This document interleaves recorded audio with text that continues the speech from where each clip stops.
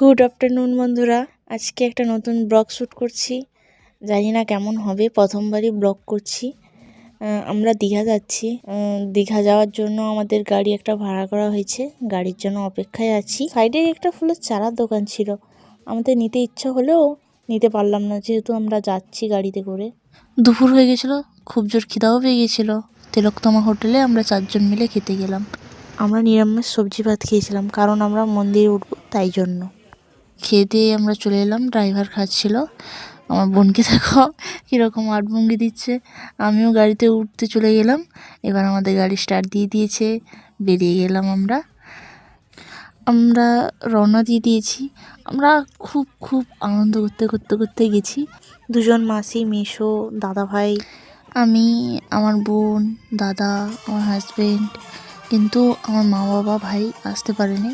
এবার আমরা দেখতে দেখতে পৌঁছেই গেলাম। দীঘা গেট চলে এলাম। এই যে আমাদের বিশ্ববাংলা গেট, পৌঁছেই গেলাম। আর একটু কিছুক্ষণের অপেক্ষা, আমরা তালসারিতে পৌঁছে যাব। আমরা তালসারির রাস্তায় যাচ্ছি। চন্দনেশ্বর পেরিয়ে এসেছি আমরা, চন্দনেশ্বর পরে ঢুকবো। তালসারি পৌঁছে গেলাম।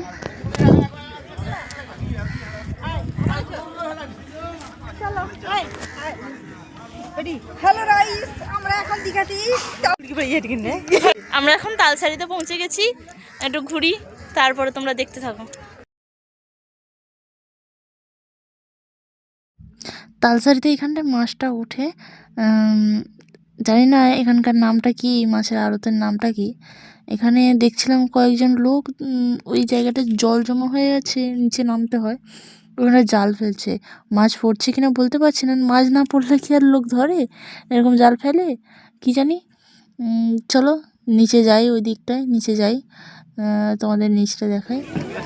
এদিকে নৌকা আছে। আমাদের তো তালসারি ঘোরা শেষ, নিচে এসেও দেখে নিলাম নৌকা টৌকা বাইকে করে সবাই যাচ্ছে। এবার আমরা চন্দনেশ্বরে যাচ্ছি। চন্দনেশ্বরে আমরা ঢুকে পড়লাম।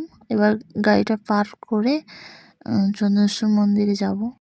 চন্দনেশ্বর মন্দিরে প্রায় 8-9 বছর আগে এসছিলাম বলতে আমার ভাইয়ের মানসিক ছিল বাবা ভোলানাথের কাছে। আমরা মন্দিরে প্রায় 3টা-4টা নাগাদ পৌঁছেছিলাম। তালসারি ফার্স্ট গেছি, তালসারি থেকে আমরা চন্দনেশ্বর মন্দিরে একটু প্রণাম করতে, ঠাকুর দর্শন করতে এলাম।